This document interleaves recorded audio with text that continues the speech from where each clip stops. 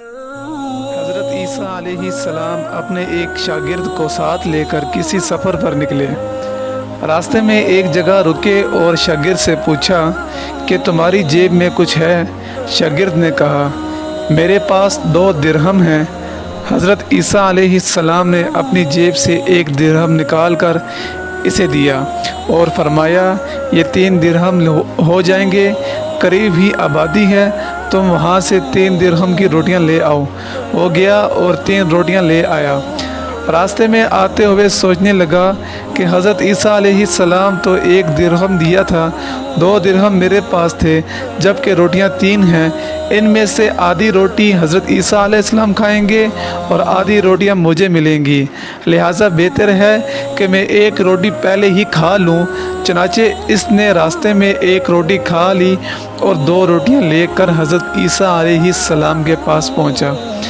آپ نے 1 روٹی کھا لی اور اس سے پوچھا 3 درہم کی کتنی روٹیاں ملی تھی؟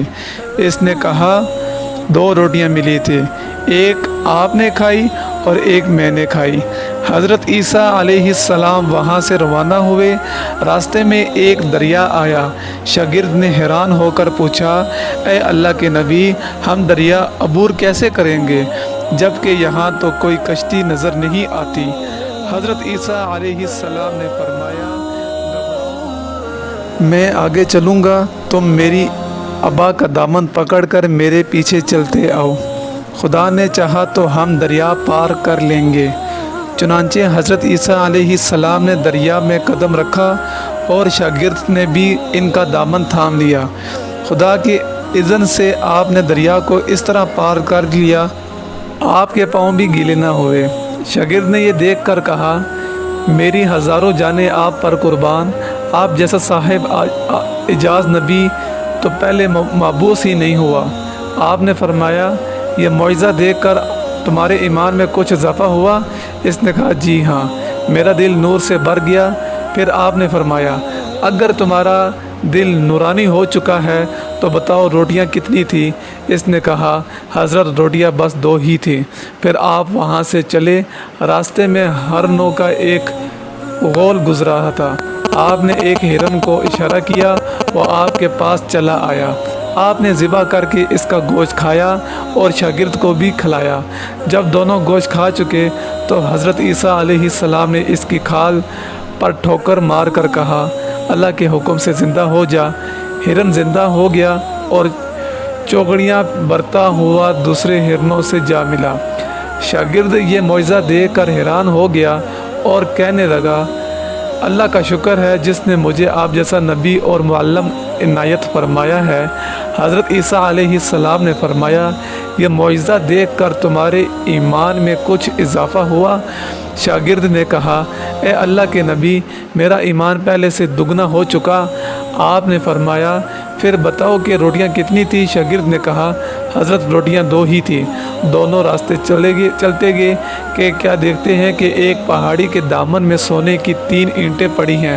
آپ نے فرمایا 1 اینٹ میری ہے اور 1 اینٹ تمہاری ہے اور تیسری اینٹ اس شخص کی ہے جس نے تیسری روٹی کھائی۔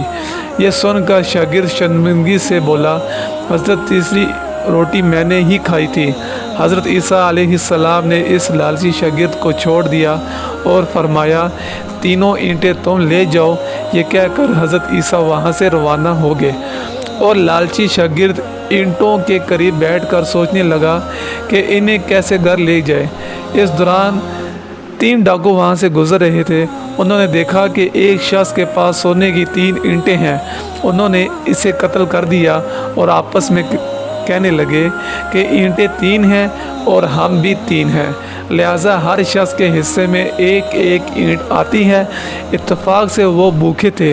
انہوں نے ایک ساتھی کو پیسے دیے اور کہا کہ شہر قریب ہے تو وہاں سے روٹیاں لے آؤ، اس کے بعد ہم اپنا اپنا حصہ اٹھا لیں گے۔